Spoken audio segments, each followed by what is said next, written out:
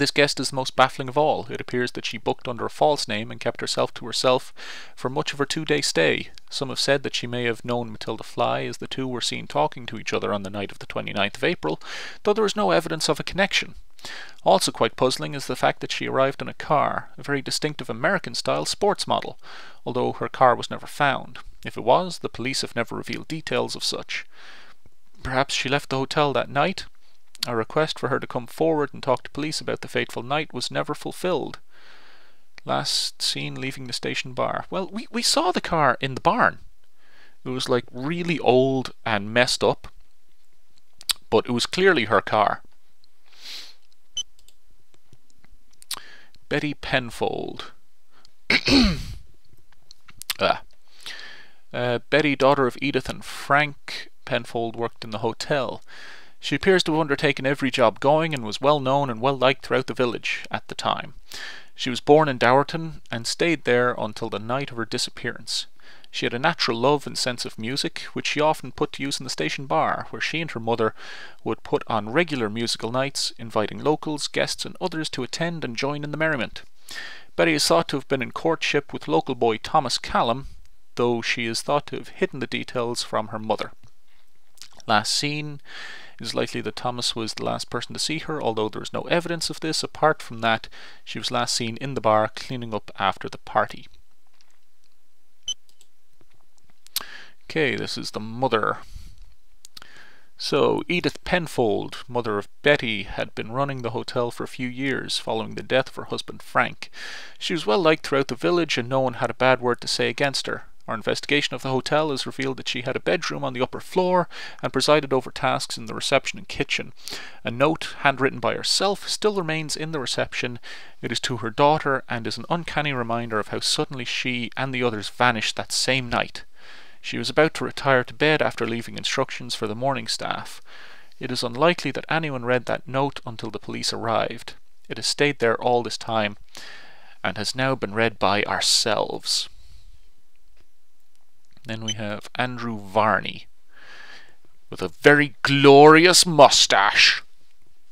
Semi-popular author of astronomy books and manuals, often came to the station hotel to view the clear night skies, staying either at Easter or late October. Some of his books still remain in 2E. Varney was seen by several people in the bar of the hotel. He is said to have been in a celebratory mood and was asking after George Crabtree. The source of his celebration is unknown, but was overheard by James Callum, who was attending the sing-along at the bar, to be talking about constellations. Okay, so we saw star maps, and we know that there's a telescope. So, I mean, maybe we have to go and look at the star maps and figure it out. He left the bar after having a few words with Edith, and appeared to hurriedly retire to his room at 11:30. Okay.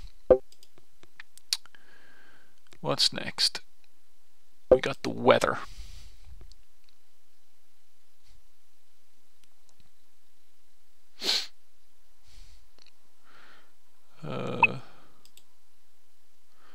Okay, so there we are.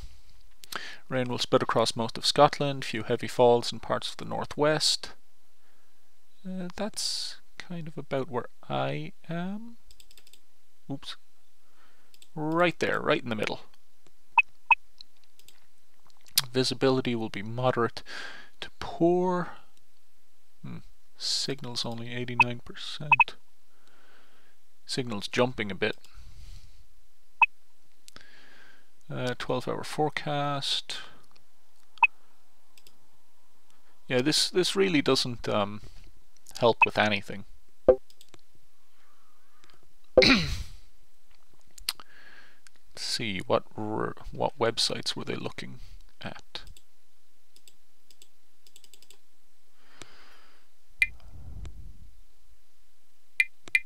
Learn piano.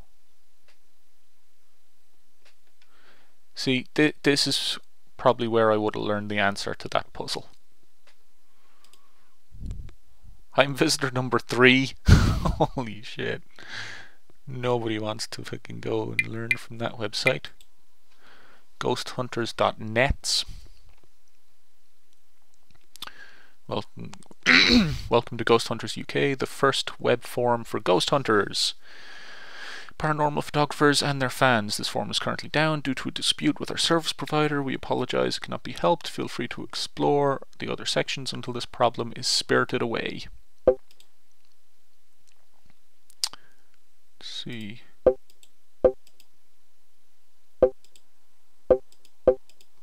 So this is just basic details on all of those. You know what, I'm just going to leave them on screen for a couple of seconds. And if you want to read them, go ahead and pause it and have a look. Because I really don't want to have to read anymore, because oh my god, it's so tough on the throat. So this is Polly herself.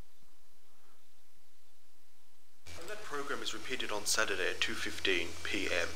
With the time 11:30 GMT, we join Stephen Ashurst for a new series of This Working Life. I wonder how long this is. Good morning, and welcome to This Working Life with me, Stephen Ashurst. Each episode will be focusing on individuals who have chosen interesting and sometimes strange careers for themselves.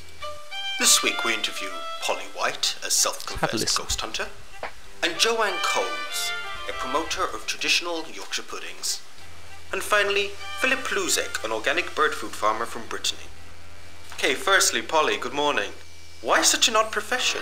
Well, firstly, I don't like to think of it as odd. Really, it is such like another science, sadly a rather ignored or ridiculed one. The routines, practices, recording and experiments follow the same rules and criteria.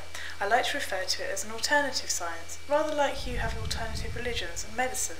When did you first become interested in, to coin your phrase, the alternative sciences? Funnily enough, I was doing my foundation course at the time for a regular physics degree. I had a supernatural experience and became interested in the cause and reason. Care to elaborate? Of course. Well, I was at Sussex University at the time and had been for 3 months. Some friends and I were talked into trying a Ouija board session. Naturally, I at first thought the idea ridiculous, but went along with the others, if only to scoff at them when nothing happened. But something did happen. Care to elaborate? A lengthy and sustained conversation with an intelligent spectral phenomenon. It quite shook me up at first, and then I became fascinated. Within a month, we had all dropped out of our courses and were seeking alternatives. Regular physics just didn't seem rewarding or exciting after that night. You did find an alternative course. Would you like to talk about it? Yes, I was reading a science fiction magazine and saw an advertisement for a new group of experimental courses at Weymouth University. They are the brainchild of Henry Cuttle, who actually lectures on everything from the supernatural to warp science theories. It was partly Henry's influence that got us the doubt and experiment. This is your new project, yes? Yes, sponsored by Haddon Industries. Myself and fellow student Nigel Danvers are spending the next couple of weeks, and possibly more, in the abandoned station and hotel just outside the village. Sadly, the buildings are about to undergo major redevelopment to convert them into a bar, club and restaurant. This is a pity, as the building is essentially a living museum. The owners, the Crabtree Estate, have kept the place as sealed as possible. They lost their son in 1947. He disappeared from the hotel. Yes, I remember reading something about that. He disappeared, didn't he? Along with several others. Yes, all on the same night. They were not the only ones either. As recent as the early 80s, people have been disappearing from around that area. Do you believe they're connected? It would be less realistic to think that they are not. It's too much of a coincidence. The police don't agree with that theory, do they? No, they still state that George Crabtree abducted the guests and staff after midnight and disposed of the bodies. This is, quite frankly, ridiculous. Where are the bodies? Where is George Crabtree? Did he dispose of himself as well? What is your theory? I haven't got one, yet. We are hoping the experiment will provide some clues. How are you going about it? Haddon Industries have lent us a wonderful array of gadgets and equipment, some experimental, others obvious, CCTV, microphones, and an operating system designed especially. We're very excited about it. It does sound terribly exciting. Is there a possibility that you could return to tell us some of your results? Certainly. I look forward to it. Thank you. That sounds brilliant. Okay. So, little interesting look at the fact they are very terrible at, reading naturally. I mean, it wasn't that bad, but oh my god, it was so clearly being read from a script. It's just terrible.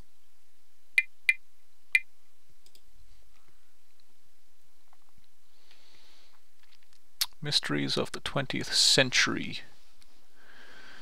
Once again, I'm not going to read out all of this. I'm just going to click on them, and you can have you can pause it and have a read of it yourself. So this is probably just looking up about Matilda Fly. I don't think really the rest of it has much to do with anything in this game. They just wanted to add in some filler.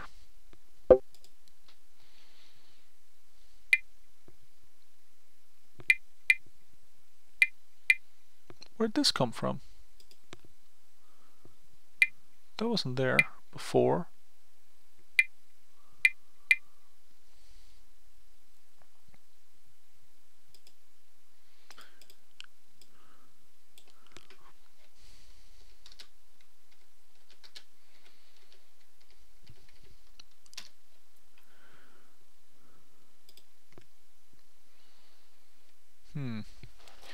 You were male in your last earthly incarnation. You were born somewhere in modern Ireland about 1825. Oh, it's got me. Your profession was artist, magician, fortune teller. Your brief psychological profile in that past life: bohemian personality, mysterious, highly gifted, capable to understand ancient books. Magician abilities: could be a servant of dark forces. Lesson that your last past life brought to present. Your problem: to learn to love and to trust universe. You are bound to think, study, reflect, develop inner wisdom. Okay, well, that was completely pointless as far as I know. So let's move on to peripheral help. No, we did that. I think that's about it for this computer. But they said that there was stuff on monitor 2. Ah, shit.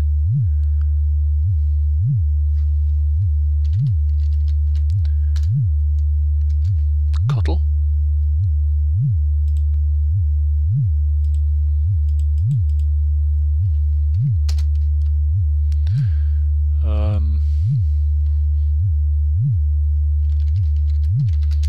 Spooky.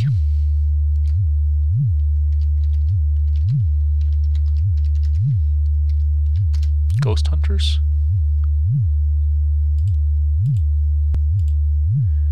Damn. What could the password be?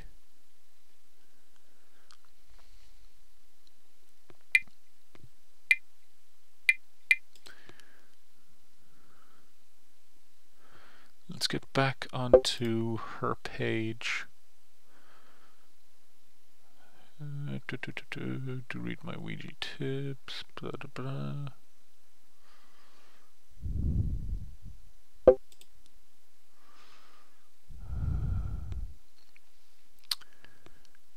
Okay. So these are the kinds of questions I need to ask the Ouija board.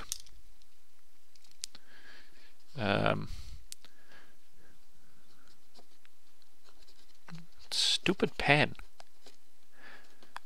What is your name? How old are you? Where are you? Are you alone? Okay, keep note of what comes through. You may have to piece sentences together. Don't do it alone. Say goodbye. You may trap a spirit here. They wouldn't like that. I don't know.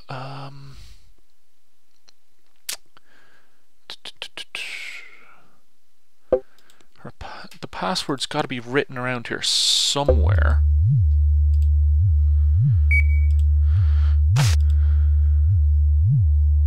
Oh yeah, that's another symbol. Gonna have to take note of that. I think, yeah, that's in the bathroom, so it's circle, circle, line, line, line. Okay, that's 5 symbols, and they said there were 7.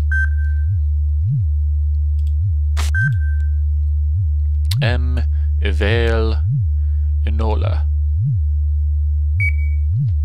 It could be an anagram. I don't know. Evel,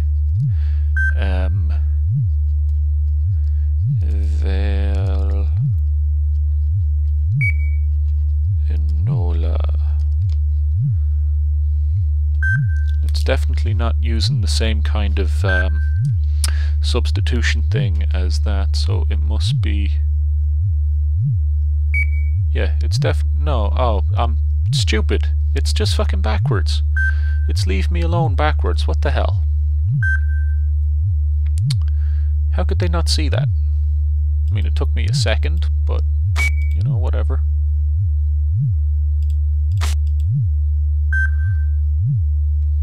There's nothing really there.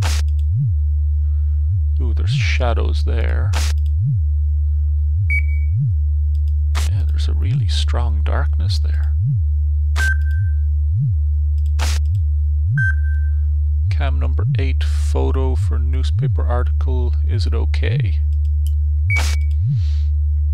Students to prove haunted hotel. Local students Polly White and Nigel Danvers are setting themselves the task of proving the existence of ghosts. The project, based around Dowerton Station and the Station Hotel, is financed by Haddon Industries, who are in talks with the local Crabtree estate to develop the derelict buildings into a motel, restaurant and club complex. Miss White said this may be the last chance to find out exactly what happened in this hotel all those years ago. The sound in the background's getting to me. Ghostwatch@haddon.org. Hello there, you two. Hope you managed to get all the equipment set up okay. Haddon Industries say that you shouldn't have any problem with it all. I would pop down and see how you were getting on, but I'm a bit nervous to do so after dark. I'm only half joking too. Anyway, as your tutor, I wish you the greatest of luck. If you do turn up anything, which I know you are quite confident of doing, you will really put the university on the map. Just what we need.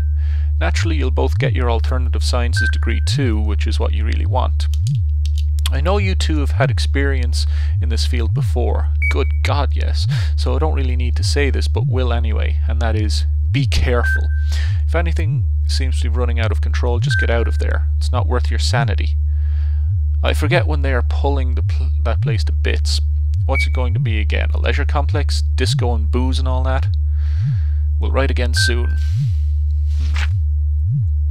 Case number 14. Field note, missing persons, name Nigel Danvers. Room 2D. Those known to be in the building on the night of 29th of April 1947.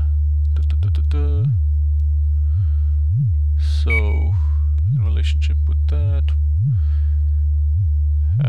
3F, Polly's building up a digital database. Okay. So, camera 1 is on the platform, camera 2 is in the station office, camera 3, gents loo, camera 4 is the pub, camera 5 is the dining room facing the window, room 1C, room 1F, floor 2, our room, and the cellar with the thermal camera. Okay, I have no idea what the password is.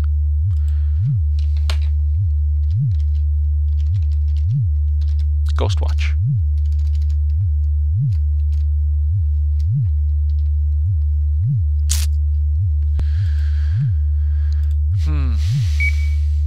I'll have to come back and